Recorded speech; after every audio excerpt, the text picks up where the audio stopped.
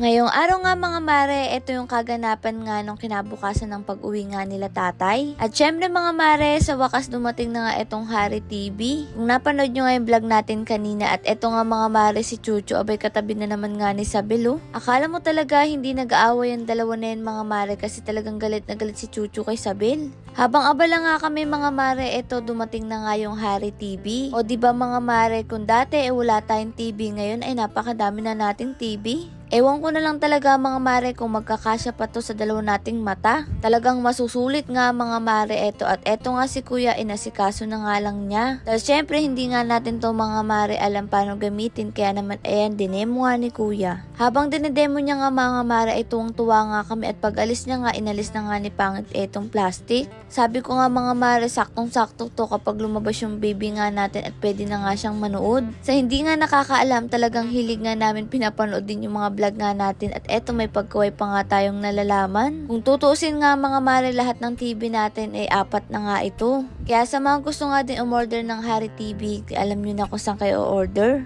At eto nga mga mare, pag alis nga rin nila ay kumain na nga rin kami ng tanghalian. Pagkatapos nga nun, eto nga si tata ni Yaya ko nga siyang pilingan nga mga mare itong mga saging. Kararating ko lang ng mga oras na yun mga mare, kasama ko si Sabel kasi nagbigay nga kami ng buko sa ibang kapitbahay. Kaya pagdating ko sabi ko kay tate etong saging naman nga ipamimigay nga namin. Nga mga mare hindi naman nga natin to lahat makakain kaya naman ayun nga si tate inasikaso na rin. Tay nga rin nagbigay na nga rin siya kala Ate Vilma at eto naman si Dagol magbibigay nga ulit siya sa kapitbahay na isa. Aba mga mare, pagbaba ko nga ay nanonood nga sila tate ng mga vlog nga natin. Yung TV kasi natin isa mga mare, hinahanapan pa nga natin kung saan nga natin ilalagay. Pero mailalagay nga natin yun mga mare siguro dito nga sa kwarto. Kinahapunan naman nga mga mare, eto nagaya nga si Pangit na bibili nga daw kami ng bigas. Aba mga mare, etong si Chuchu ay nauna pa nga sumakay sa akin kaya sabi ko isama na nga lang namin. Dahil total mga mare, hindi na nga siya nakakagala kaya katabi na nga lang ni Pangit. Bibi nga mga mare, pinipikon nga nitong sinaki kaya tuwang-tuwa nga dito kasi nga yung mukha niya namumula daw. Para mga mare, hindi na nga rin tayo maubusan ng bigas ay bumili na nga si Pangit ng 2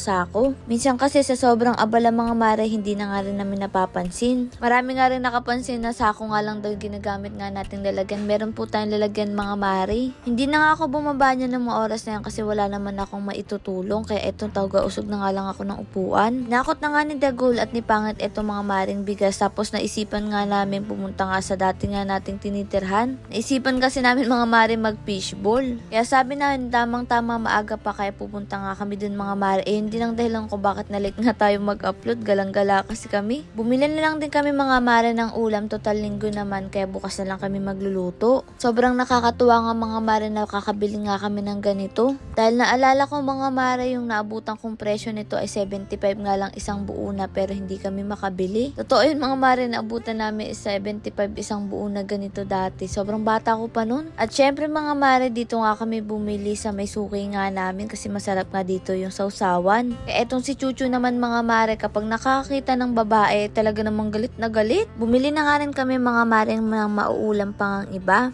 Kaya naman eto mga mare, tumambay muna nga kami dito para kumain at abay tulala na naman nga ako dito sa gilid. Napapansin ko kasi mga mare sa sarili ko mas naging malungkutin nga ako ngayong buntis ako. Ewan ko mga mare, naging sensitive nga ako nung buntis ako. Normal lang ba yun mga mare? Kaya kung makikita nyo ay palagi nga akong tulala. Di ko alam kung saan lumilipad nga mga mare yung isip ko. At eto si Dagol, aba sarap na sarap nga dito mga mare sa kinakain niya. Sabi ko nga sa inyo magpipishball nga tayo kaya eto mga mare picture nga sila ate at kilala nga daw tayo. Maraming salamat. Dito nga yun mga mare sa Kalumpang na lagi nga natin pinupuntahan noon at dito nga tayo nakatira noon. At sa wakas nga mga mare, nakarating na nga rin tayo at muntik na kami mabuti ng malakas na ulan. Buti na lang may jacket ako. Sabihin na nga natin mga mare, buti na lang may jacket nga si Pangit kaya naman hindi ako nabasa. Kapag saing naman na nga mga mare ng mga oras na to kaya pwede naman kaming mahuli at eto nilagay na nga lang din dito. Si mama naman nga mga mare, nakita ko nga dito inaasikaso kaso ngay pansit bato at ngayon lang doon siya nakakita ng ganito. Dahil nga mga mare, habang nagbubus over ako, tinatawag ako ni mama na kumain na nga daw kami. Hindi ko nga alam mga mare kung paano nga to lutuin. Baka mga mare may idea kayo, pa-share naman. Noong mga oras nga na to ay pinauna ko na nga rin sila kumain kasi hindi pa naman ako nagugutom. Kasi noong mga oras na to ay nag-e-edit naman si Pangit para sa vlog nga ngayon. Nandito nga mga mare si Agatha, nakakatuwa nga at napasyal nga ulit siya. Marami rin kasi nagtatanong sa mga bata mga mare, nag-aaral nga po sila kaya hindi rin nakakapunta dito.